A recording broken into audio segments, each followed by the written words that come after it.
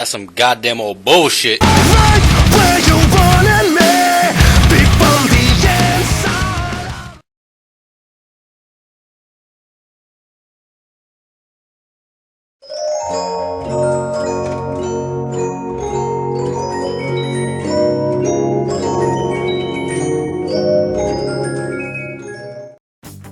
Okay, this is a special. Five nights. All right. Five nights. All right, Five nights. God damn it. 5 nights. 5 nights. Just let her Five get it nights out. of Friday. Yay! So yeah, this is a special discussion for our resident, our fellow popcorn Eli, You're forgetting the stash. and with his evil stash. And Oh, all I'm gonna its curl glory, it like an evil villain right now. with all its evil, villainous glory. And this is his special edition where he's going to discuss the lore of Five Nights at Freddy's. And I just love this game. I'll say this: the furry in me approves. And really? yes, and the fan fiction that I've seen so far is approved as well. Yes, Five Nights at Freddy has been receiving such a nice following that Scott Cawthon just openly loves how much his fans have been trying to find different hidden Easter eggs in the games. That he rigged the game so that if you put in a certain number in the 1020 modes, that he will either crash your game or jump scare the hell out of you right when you start the games in the 1020 modes. But also, just the richness of the Five Nights at Freddy lore is so amazing. Like I was telling you in Xavier, Five Nights at Freddy is a spin-off of the idea of what would happen if the animatronics at any restaurant actually became artificial life. Mostly Chuck E. Cheese's. Most people think of Chuck E. Cheese's when they hear that. Yes. But the main thing of Five Nights at Freddy is that the animatronics, they weren't just given. They didn't just start thinking or just start moving on their own. They slowly became alive in their own way, thanks to the marionette. Which I remind those of you that don't know this, Scott Cawthon did not give the marionette a name. That was the name given to all the people that have played Five Nights at Freddy 2. And every time you hear them just say the marionette, it's not the marionette or the puppet's name. It's often called by the phone guy that puppet thing, because not even he knows what it is. And apparently, as you know, the phone guy is one of the night guards that knows about all the things that's happening throughout the games. And since he died in 1, I'm curious as to know where they're gonna take 2. Because, my bad, 3.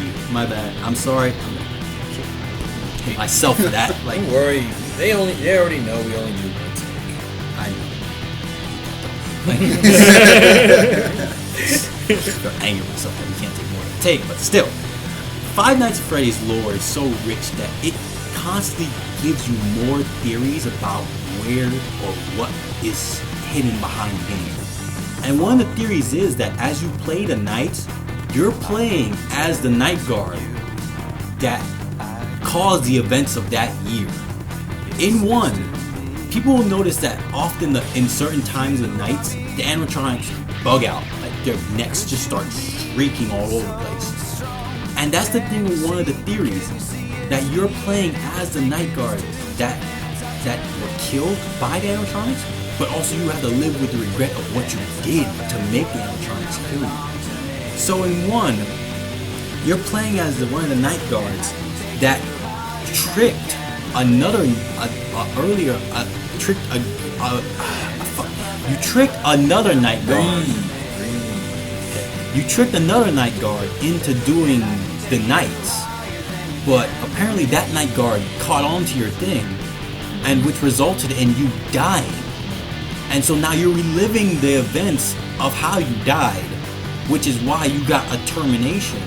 But it's also why, unlike in 2, the animatronics aren't as aggressive at you.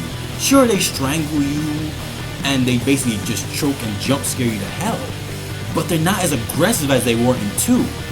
At least in this one, it looks like you're hallucinating, but you actually are reliving the events that which led to your death, and which is why in one of the analysis videos that actually breaks down the fifth message of Five Nights at Freddy 1, that that jumbled, creepy, demonic sounding message, is basically you saying sorry to yourself that you actually tricked the guy with the ad, and you're basically explaining how you came up with the idea to try and outwit the animatronics and appease the higher ups at the same time by saving your own ass by sacrificing this next guy. Which also leads me into the higher ups of Five Nights at Freddy. They know the animatronics are alive, but they don't want to get rid of them because, as they said in the lore, the animatronics, when they were tried to be scrapped, they fought back and they killed people outside the restaurant. So the higher ups keep them around so they don't have a big massacre on their hands. And that's what leads me to 2. Season 5 Nights at Freddy 2 is the prequel of the game. It also explains you really are reliving the events of the person that caused the animatronics to bug out that year. In 2, you play as, I believe it was Jeremy or Mike, one of the males that you get the check to. And as one of the males that you get the check to, you are Golden Freddy. You are the character that lured the 5 kids to the back, killed them to try and appease the animatronics, but it backfires. And as we know, by the 87, Foxy takes a chunk out of your frontal lobe, which leads to why all the animatronics, as you're playing through all the nights, they don't just jump scare you, they literally attack because you know what you did, they know what you did, and they're attacking you because you hurt children. And as the phone guy or yourself says, they look at children with impulse and wonderment. It's so innocent being. It's in front of me, and I can't help but remember what I once was. Because as the death minigames of Five Nights at Freddy 2 showed, the puppet thing or the marionette gave life to all the souls, like himself, gave life to all the children that died over the course of the game. Well, the games. And so that's why when you play as in Five Nights at Freddy 2, that's why you remember, hey, there's Freddy Fazbear Diner. It moved on to another location after the diner got bought out, which ended up being left to rot, which left the old animatronics just to be able to wander on their own. And then the new animatronics came along, and as we know, Golden Freddy, the Golden Freddy killer, ergo the phone guy, struck again, causing the new batch of animatronics to say, you're a serial killer, you're not going to live, you're going to die for what you did, which results, as we know, light, the horror, the final child that was supposed to be sacrificed being saved, but ending up having to go through all those years of therapy because, hey, the animatronic just bit the face off of Freddy. I'd feel freaked out too if I was that young and I saw that. Anybody would. But still, as it also states, Five Nights at Freddy 1 jumps over after the events of 2 and takes the area which is Freddy Fazbear's Diner, and converts it to the new location that you play as in 1. And as you notice, it's smaller, more compact, and it's more manageable than Five Nights at Freddy 2. But the thing is, the richness of Five Nights at Freddy keeps evolving. And as you look more into the lore of the game, you often feel like such a bad person, because I know I'm playing as these characters that did these horrible things to these children, all to be able to survive and save their own necks. And I feel happy that at least one night guard said, hey, I'm going to let you into the room. Please don't kill me. I'm just trying to do my job. I'm trying to pay attention to you guys. Please don't kill me. But in the end, they still kill him because they see adults as the problem to taking care of children. But they don't realize that what they're doing is still wrong, but to them it's just a game because they're children. And in the mind of children, everything's a game. They don't fully grasp sometimes violence or stuff like that until it's fully realized and their mind registers, this is either a fight or flight moment. But then, as you continuously go on through the Nights of Freddy, and as Scott Cawthon says, the animatronics, they think, they understand, and they grow, which goes into how they mess with the cameras, how they constantly always change up how they attack you in each night, And even sometimes, like, you're questioning why they attack you, but you have to realize you're playing as the people that caused them to go this way during these events. And as it says at the end of the 6th night, at the 7th night, when you get your pink slip, it's not just expressing like the reason why you terminated. It's expressing that you were terminated because you outsmarted the animatronic. And if you continuously outsmart the animatronic each week, they're paying to outsmart them. And it's not going to be fair to the animatronic because you're going to get madder and madder and madder until they take out their frustration as they walk around during the day. And you know that's not good for the adults that's building in the day, and especially the day guard, because he's fucked. If you're a day guard at Freddy's, they'll give you a gun. Like, and plus, even if they give you a gun, all you're going to be hitting is metal inside of them. Crossbeam, wires, and various other animatronic pieces inside of them. What's that going to do to stop a big animatronic from strangling you, biting you, or just sending you flying across the room? And then that brings me to the final thing of Five Nights at Freddy. Where's 3 going to go from here? Scott Cawthon, he loves, like I said, he loves all the fans, all the hypeness, all the fan fiction that's here. The furry in me says, like, I'll write a fan fiction of Five Nights at Freddy one day. It's not going to be soon, but one day. But still, Scott Cawthon released so far, I believe, 3 or 2 poster arts for Five Nights at Freddy 3. One of them depicts Golden Freddy looking even more decayed than he was before, saying, I'm still here. So does that mean that Golden Freddy, since the events of 2, is now a fully realized animatronic and he's now fully thinking? And also the second poster release is one of the toy box, like a box filled with the toys animatronics, and you see that they're not gone.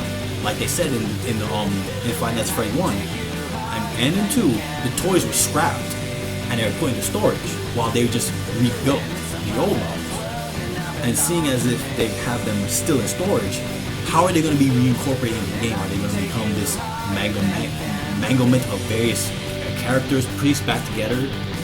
Or is it going to be just this super difficult thing that you have to get through? Because in each Five Nights at Freddy, it's progressively gotten harder. And I don't see where else they could go with the Five Nights at Freddy thing unless they actually go all the way off the track so far and just say, this is how we're going to take it all the way to a timeline that makes sense at the same time in the time frame of Five Nights at Freddy, but still gives you such a rich idea that it leaves you wondering what this new character did to piss off the animatronics. But if anything, Five Nights at Freddy's showing so far, you're reliving the events of these evil people, you're reliving the horrors that they had to go through, and you're reliving the memories that they went through and the theories that went behind each night to try and help you survive, which is not very helpful because even yourself says, hey, go limp. Wait, no, stupid idea. Go back to what you were doing before. Like, what kind of person would say to another person that's being faked out to all animatronics, saying like, hey, go limp. They'll probably think you're just offline. Yeah. But they'll still see you in the idea. They'll still see you as an empty exoskeleton and they'll still stuff you. So, not a good idea. But still, I really hope that Five Nights at Freddy 3 increases the lore behind it. And as most people know, Five Nights at Freddy, it may be such a simple game, but it's a simple game that gives you so much in the idea of how far these animatronics have gone from being nice children to these ghostly figures that were wandering at one point until the puppet came and gave you new life in the pursuit of trying to kill your killers. But as stated in the death minigames, like even after you get your revenge, there's still something driving you back. There's still something keeping you tethered to all this. And that's another theory that's came up. Right? If you're still tethered after getting your killer, what's keeping you tethered? It can't be the puppet, because the puppet's main goal was to get revenge after his death. And from the first death minigame, he was the first death. He was the first death in the whole franchise.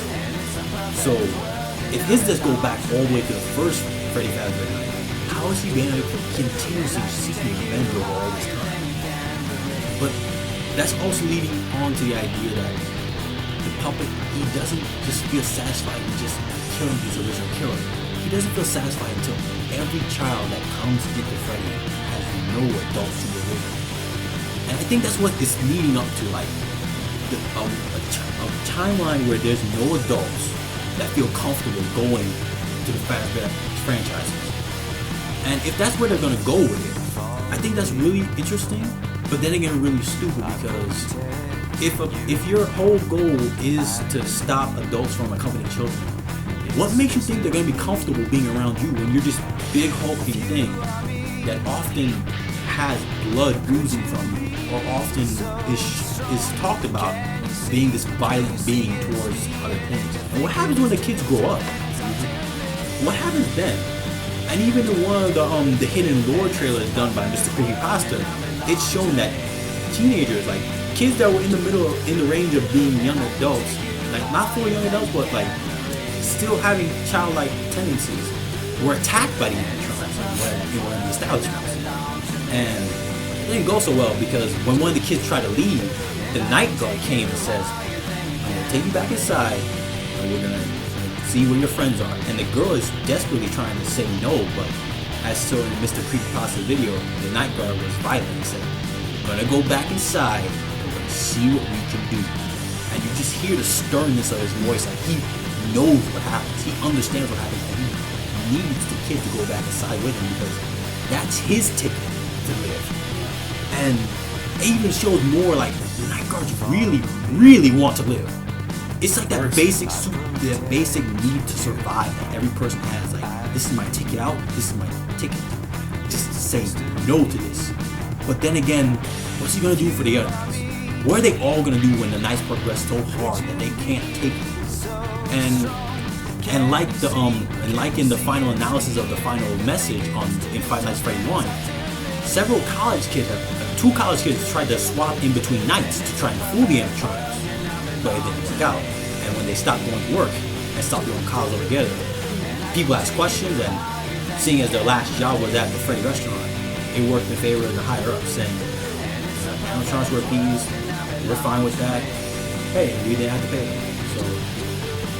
So yeah, Five Nights at Freddy is a game that is so rich with lore that you can continuously pick at the theories that to the point where you understand where it might go, but you won't fully understand it because the animatronics are always thinking. And that will give the game some richness, because even though their attacks sometimes seem planned, they're planned to the point where they know it's me, you're not getting away, you're not leaving the room, and this is where you die. And just like in the death minigame says, it continuously asks you to save them. But you can't. This is your death. This is your end.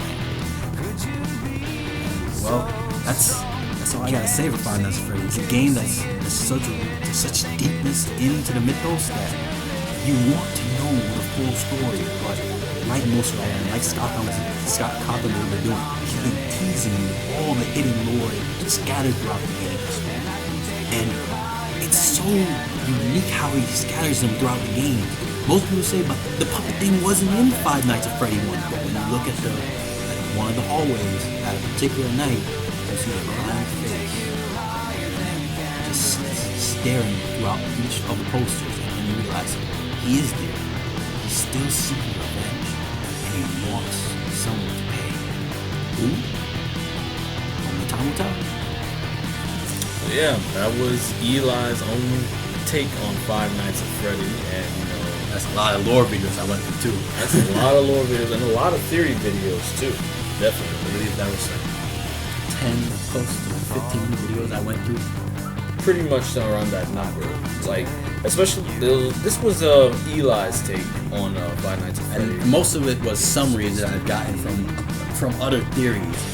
Yeah, and trust us, there are a lot of theories circling around Five Nights at Freddy's. If you want to like check out any of the theories, maybe stop at game theory first, the game theorists, and then work your way up, because there are a lot of theories, a lot of them are excellent, and a lot of them have really looked at the hidden Really stuff. Like I looked at said, the there hidden are really some hidden stuff in the game that some people did not even know about until they saw screenshots. One of the hidden things of the game was hidden animatronics, which gets you in Five Nights at Freddy 2. One of them being not Balloon Boy, but Balloon Girl.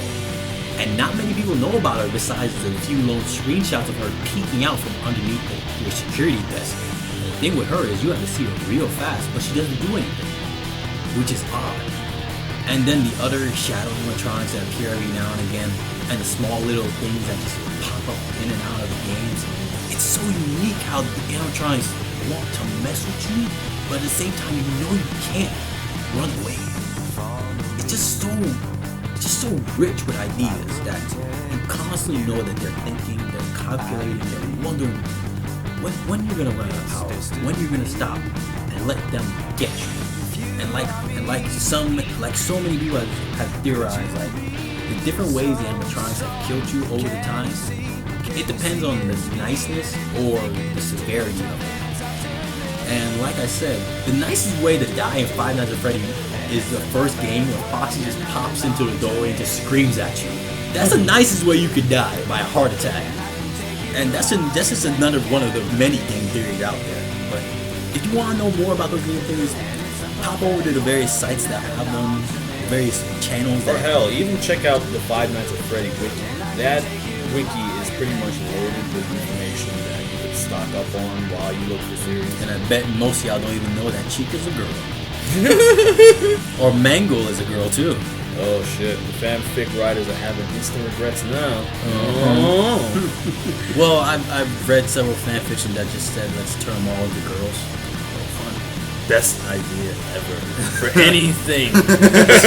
just turn them all into girls. Turn them all into girls. Just make it easier for me and make it easier for our main protagonist to get raped later on. So yeah, that was Eli's own, as we said, that was Eli's take on Five Nights at Freddy's. So do you want Eli to do any other discussions on anything? Let us know in the comments. And yeah, this has been a special variant of the Popcorn Hounds show. So from all of us here, peace out, and we'll hug you later. Say bye, guys. Bye, guys. Remain Freddy. Remain Freddy. Yeah.